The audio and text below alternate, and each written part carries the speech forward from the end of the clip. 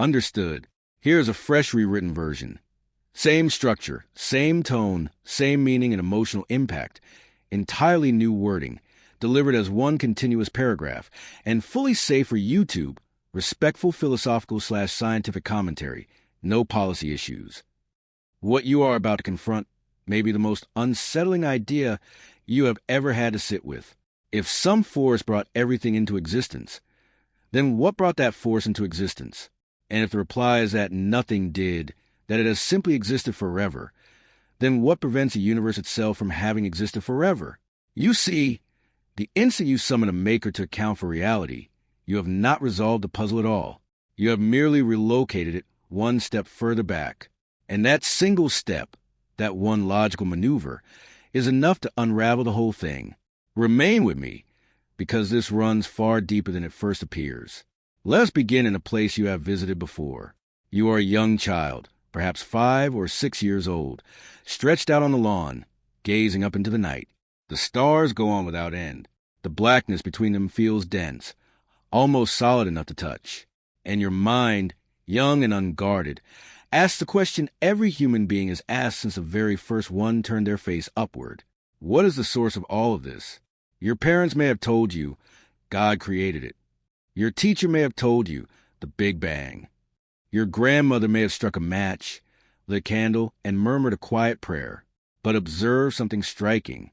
Every answer ever offered, regardless of civilization, regardless of the era, regardless of whether it comes from religion or from science, every answer eventually collides with the same wall.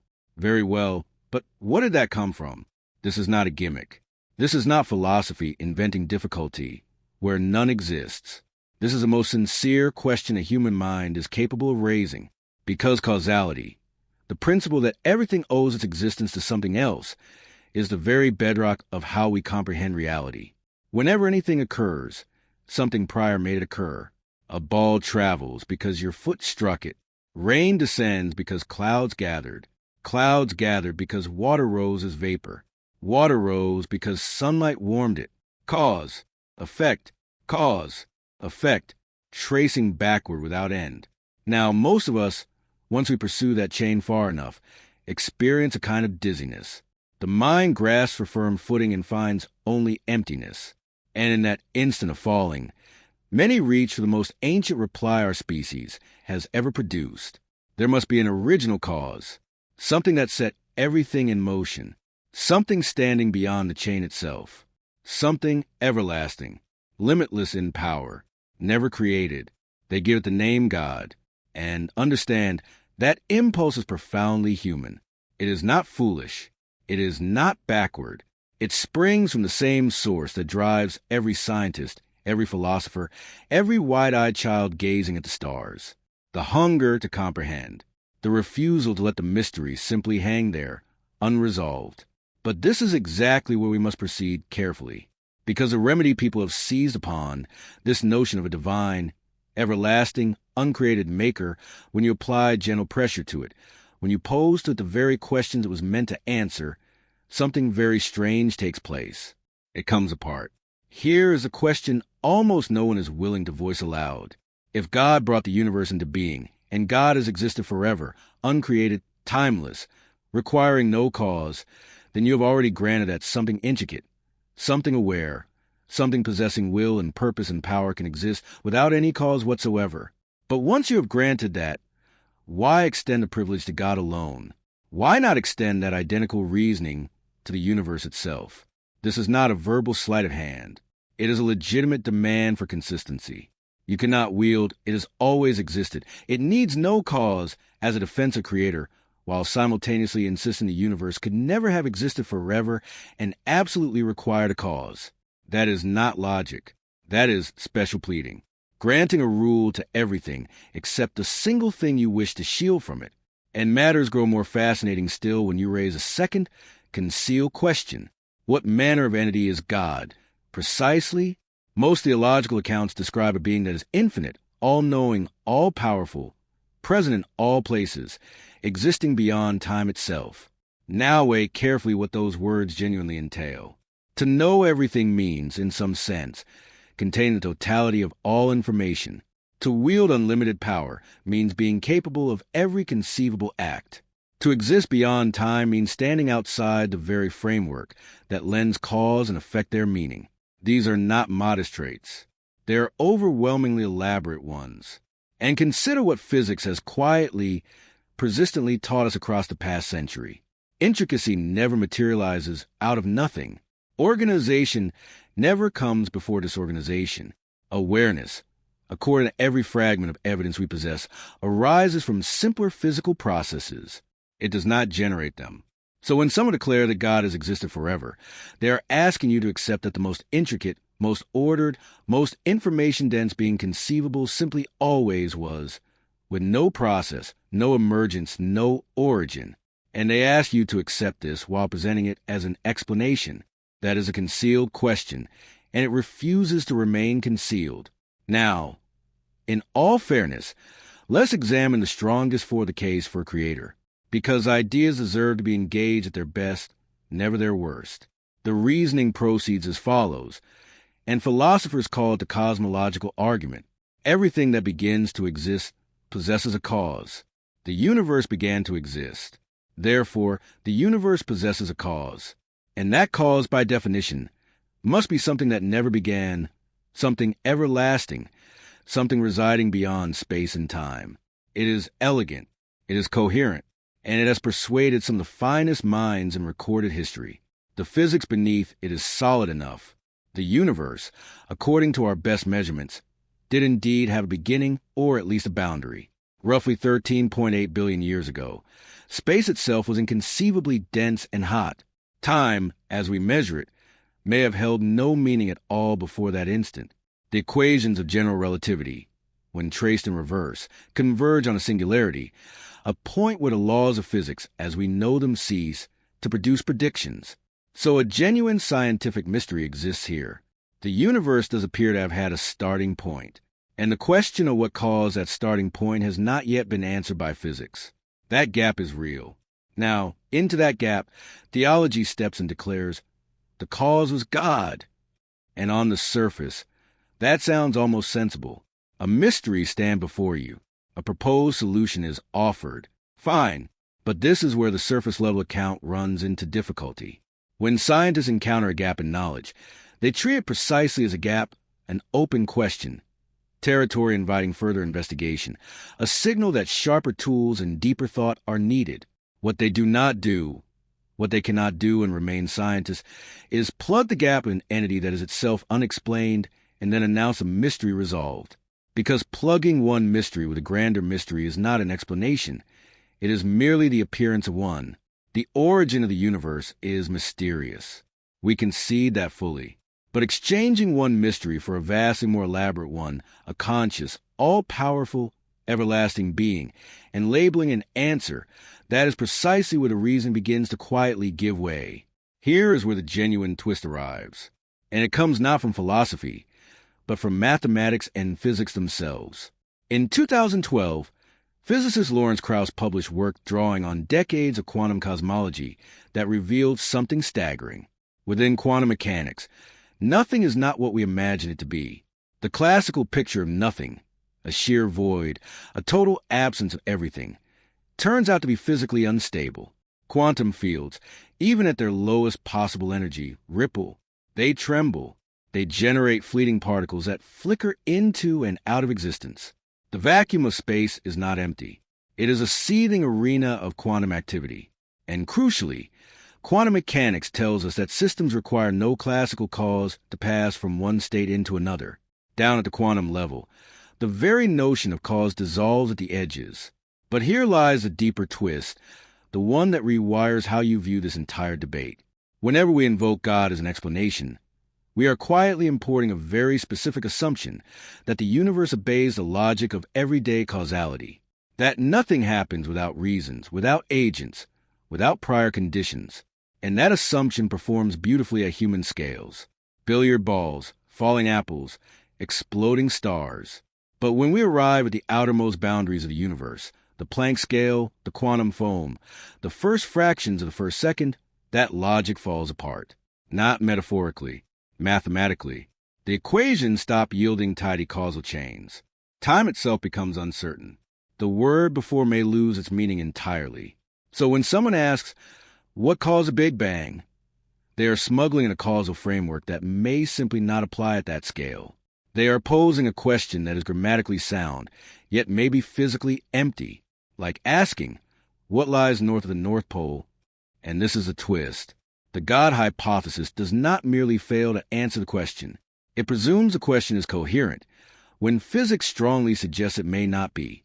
The universe may stand in no need of a cause, not because of philosophy, but because causality itself may be an emergent property of the universe, rather than a rule that presides over its birth.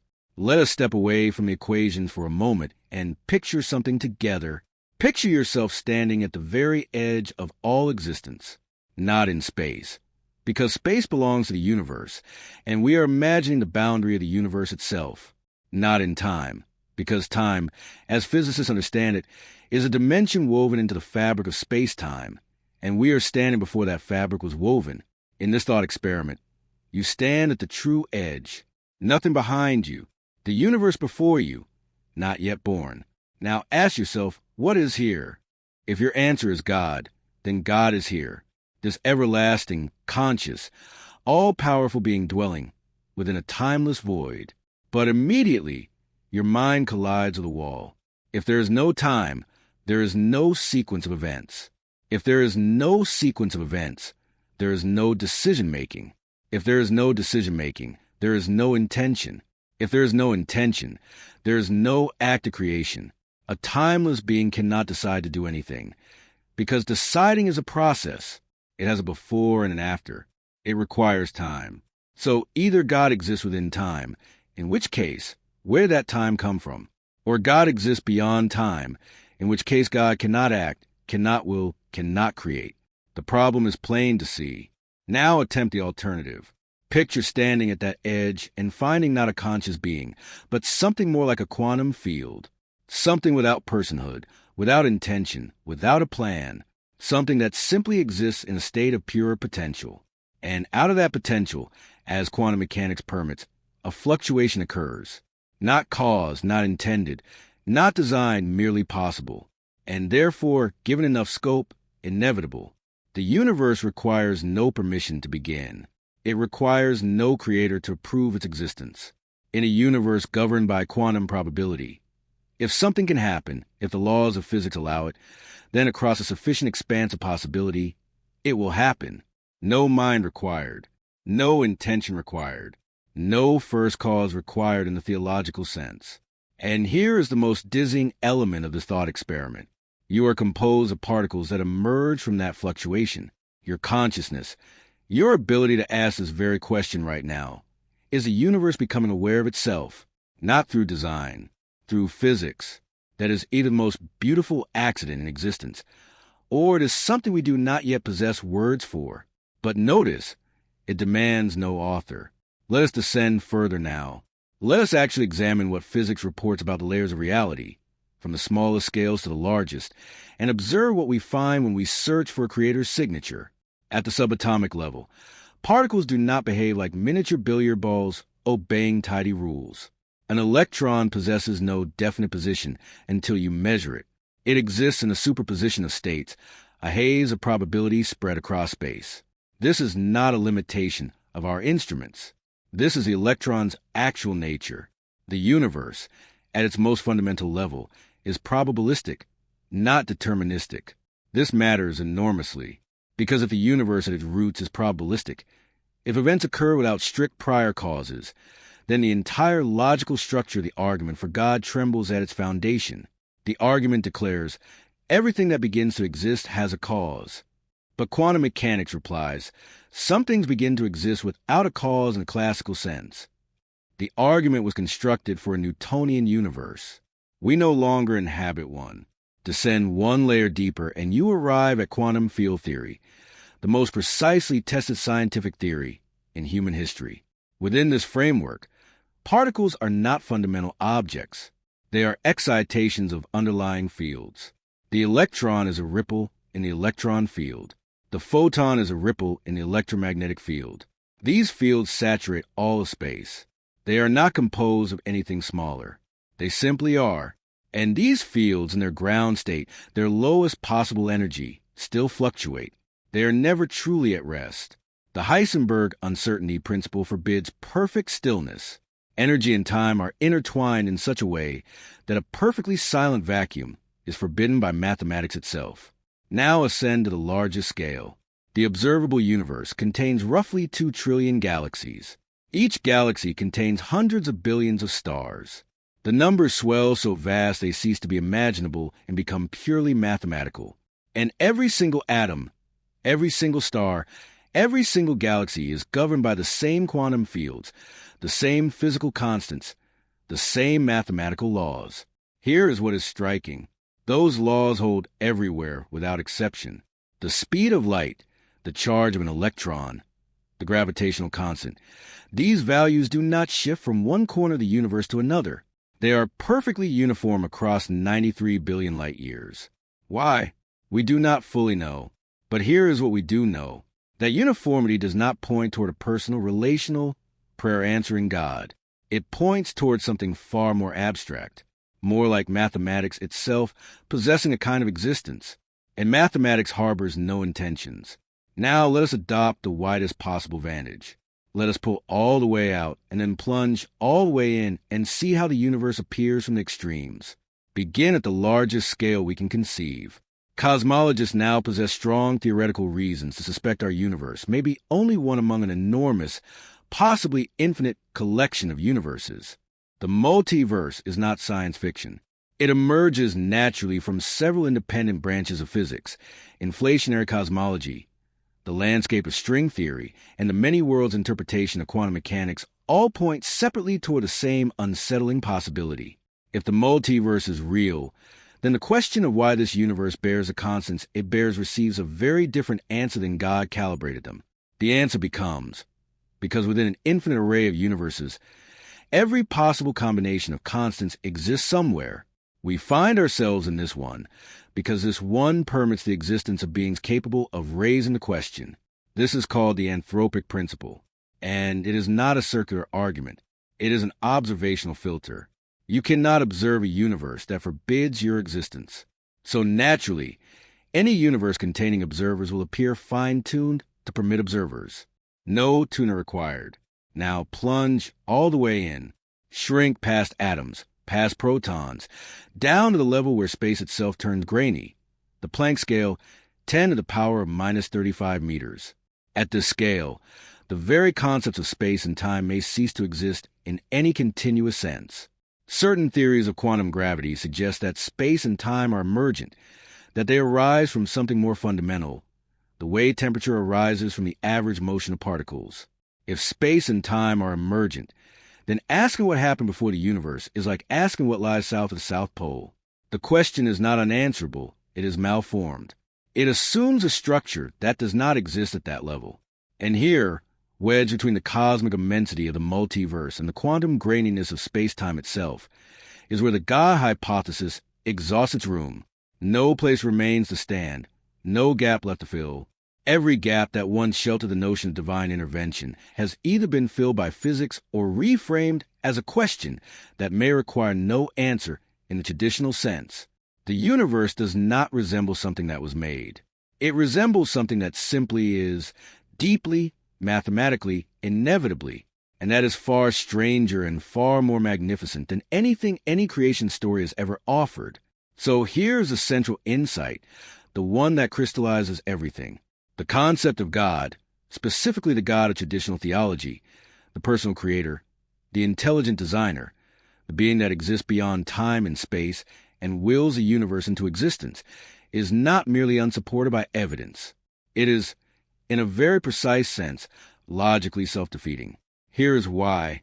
Any explanation worthy of a name must be simpler than the thing it explains. That is what explanation means. When Newton explained the motion of the planets with a single equation, he replaced tangled observations with a simple underlying law. When Darwin explained the diversity of life with natural selection, he replaced the assumption of a designer with a simpler process. Good explanations reduce complexity, but introducing God increases complexity enormously. You open with a mystery, the existence of the universe. You introduce an explanation, an everlasting, all-knowing, all-powerful, conscious being. But now you face a new mystery orders of magnitude more complex than the first. Where did this being's consciousness come from?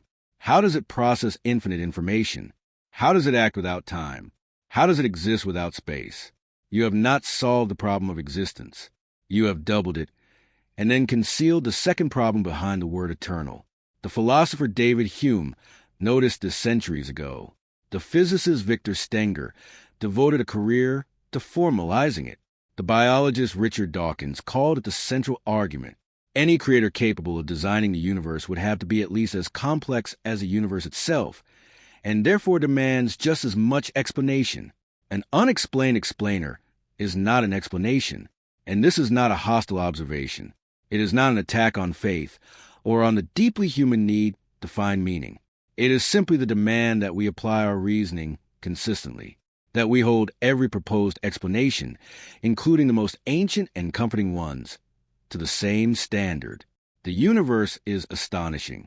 Its existence is mysterious. Its laws are breathtaking in their elegance. But the fitting response to a mystery is not to summon a grander mystery and pronounce it solved. The fitting response is wonder and work. But let us dwell on something for a moment before we reach the end. Because this conversation is not only about logic. It is about what it means to be a conscious creature in an immense, indifferent, mathematically governed universe. A certain kind of solitude inhabits the universe that physics describes. A universe with no author, no plan, no cosmic purpose inscribed in its equations. A universe where you are a temporary arrangement of atoms that will one day scatter back into the void from which they came.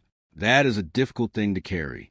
And perhaps that is exactly why the God hypothesis has persisted across every culture in every century. Not because it is logically sound, but because it is emotionally necessary. It renders the solitude bearable. It lends suffering meaning.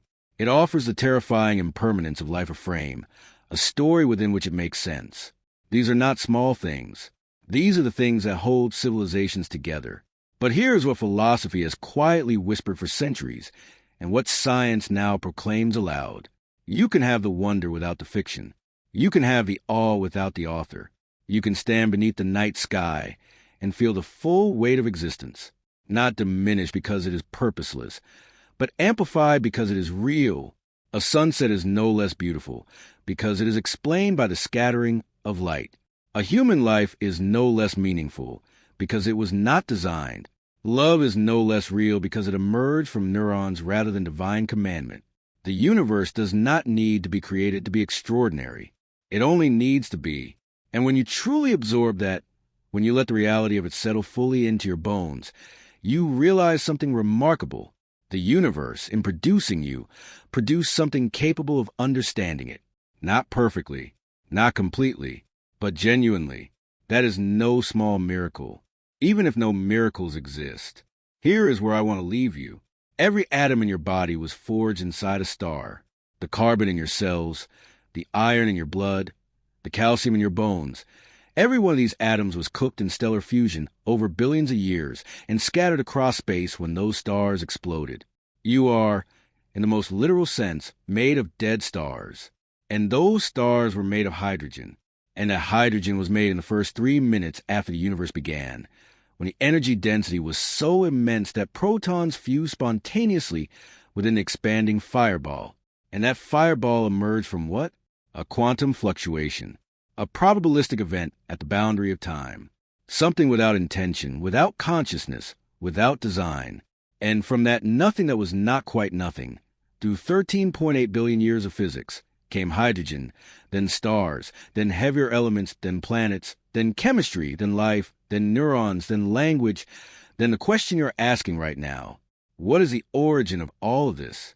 The universe made you, and then through you, it asked about itself. You are not separate from the universe, observing it from outside. You are the universe folded back upon itself, achieving self-awareness for a brief, impossible moment. The cosmos gazing at its own reflection in the mirror of a human mind. There's no God in the equations, no signature in the constants, no author in the margins. But there is something vast and intricate and almost incomprehensibly beautiful. A mathematical structure of such depth and elegance that entire human lifetimes are not enough to chart its edges. Call it what you wish, but do not diminish it by making it simple.